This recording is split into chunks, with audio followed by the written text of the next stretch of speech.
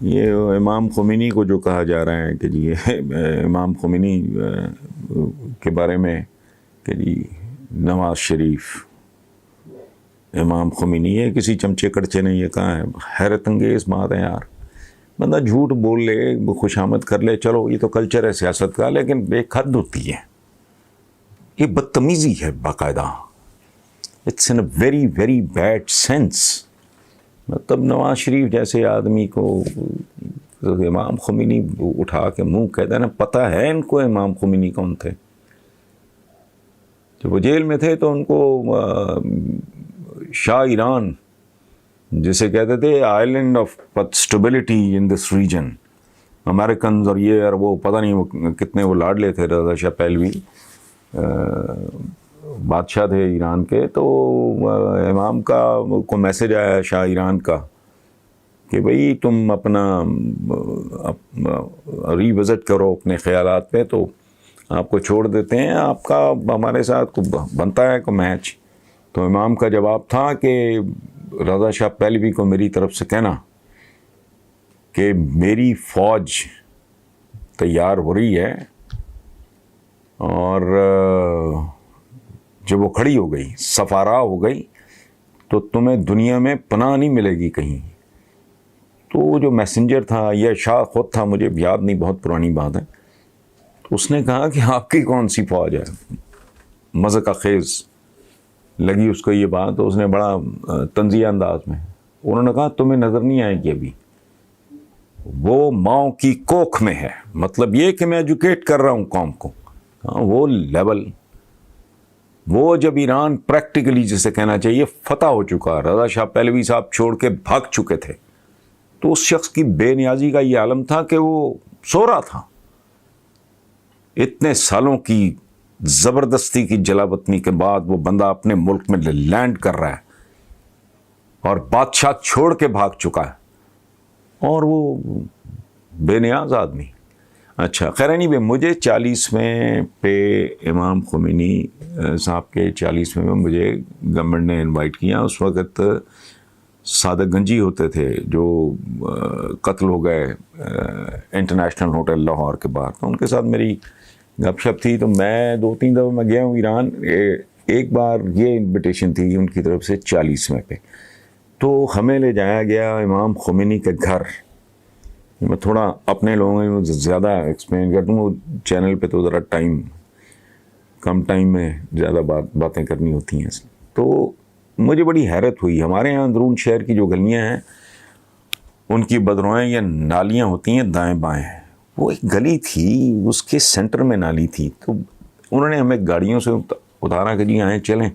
میں نے کہا پتہ نہیں پروٹوکول ہے، اب امام خمینی کے گھر جا رہے ہیں تو یہ پروٹوکول ہے کہ پیدل وہ آدھا کلومیٹر جانا ہوگا. وہ پتہ چلا پروٹوکول وغیرہ کوئی نہیں تھا. وہ گلیوں میں گاڑی جانے کا تصور ہی کوئی نہیں. اندرون شہر جیسی ہماری گلیاں. میں چلے گئے. وہاں ملاقات ہوئی احمد خمینی سے، ان کے صاحبزادے تھے. تو وہاں بات ہوئی تو انہوں نے کہا کہ ایک بار کچھ علماء آئے تھے، میں اس کی تفصیل میں نہیں جاؤں گا.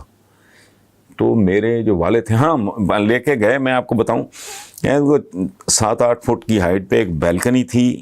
بیلکنی کے پیچھے امام کا کمرہ تھا. جب کچھ زیادہ لوگ آ جاتے تو وہاں کھڑے ہو کے وہ ان سے بات کیا کرتے تھے.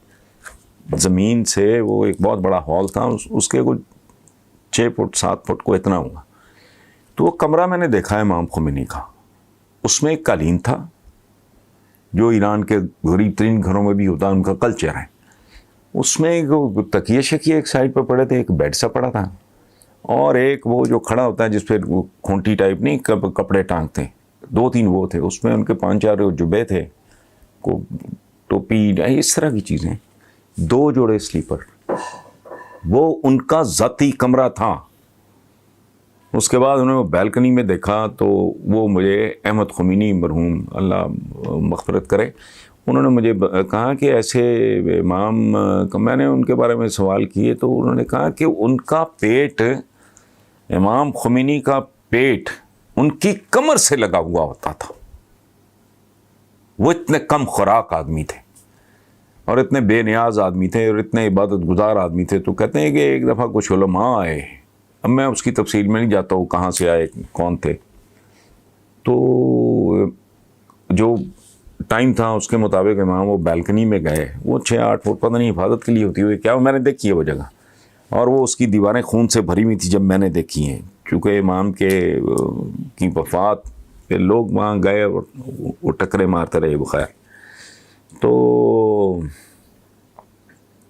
امام نے دیکھا، انہوں نے کہا یہ علماء ہیں. انہیں بتایا گیا کہ جی ہاں انہیں کے ساتھ آپ کے، وہ نیچے بھی کارپٹس وغیرہ بچھے ہوئے تھے، یہ وہ کرسیاں بھی پڑی تھیں، کوئی بیٹھنا چاہے بیٹھ جائے، کھڑا ہو، زمین پہ بیٹھنا چاہے زمین پہ بیٹھے. امام واپس پلٹ گئے. انہوں نے پتہ کیا کہا؟ انہوں نے کہا یہ علماء ہو نہیں سکتے. باضمیر آدمی، رب رسول کو یاد کرنے والا بندہ ہے، عبادت گزار آدمی، اس کا تو پیٹ ہو ہی نہیں سکتا. یہ علماء کے روپ میں پتہ نہیں کون ہے، میں نے ان سے بات نہیں کرنی. تو اب اس طرح کے بیک گراؤنڈ اور اس طرح کی پریکٹسز والے بندوں کو اٹھا کے کہہ دینا کہ جی چل پہلے قائد اعظم ثانی بنا دیا، پھر شیر شاہ سوری ثانی بنا دیا، پھر پتہ نہیں کوئی اور ثانی سونی بھی پچھلے دنوں میں پتہ نہیں کیا تھا، اب پتہ نہیں کسی دن چیک وغیرہ بنا دیں گے. تو یہ عجیب و غریب اسٹوپڈ بات ہے، نہیں اس طرح کرنی چاہیے. ضرور کریں خوش آمد آپ اپنے لیڈر کی، ہمارا تو کلچر ہے. چمچا گیری کریں، رج کے کریں، لیکن خدا کے لیے چند لوگوں کو تو اسپیئر کر دیں نا. کل آپ کہیں اور پہنچ جائیں گے. تو بہرحال یہ میں بات آپ کے ساتھ میں شیئر کرنا چاہ رہا تھا. ایران کا یہ تجربہ گیا، میں 3 بار گیا ہوں وہاں، لیکن یہ ظاہر ہے بہت بڑا، اور 40 دن کے اندر ان کا مزار کہہ لیں جو بھی ہے وہ مورلیس کمپلیٹ ہو چکا تھا، فنشنگ رہتی تھی. بہرحال اللہ ان کو غریق رحمت کرے. وہ تو بہت بڑے آدمی تھے. یہ اب ان لوگوں کو، یہ دنیا دار سے لوگ ہیں، مطلب نتھنگ رانگ. صاحبزادی کہہ رہی ہے، ظاہر ہے بیٹی کے لیے تو ہر باپ ہی امام ہوتا ہے، لیکن یہ باقی جو چمچے کرچے ہیں، کوئی یہ بنا دیں، وہ بنا دیں، کوئی ابراہم لنکن بنا دے گا، کل کچھ اور بنا دے گا. بس کرو بھائی، ساری اوقاتیں سامنے ہیں، ساری ٹیٹیاں سامنے ہیں، ساری جائیدادیں سامنے ہیں. آج میں پڑھ رہا تھا کسی اخبار میں کتنے ارب کی اور جائیداد نکل آئی ہے پاکستان میں. تو بس کریں، جھوٹ کی انتہا ہے، اچھا نہیں لگتا.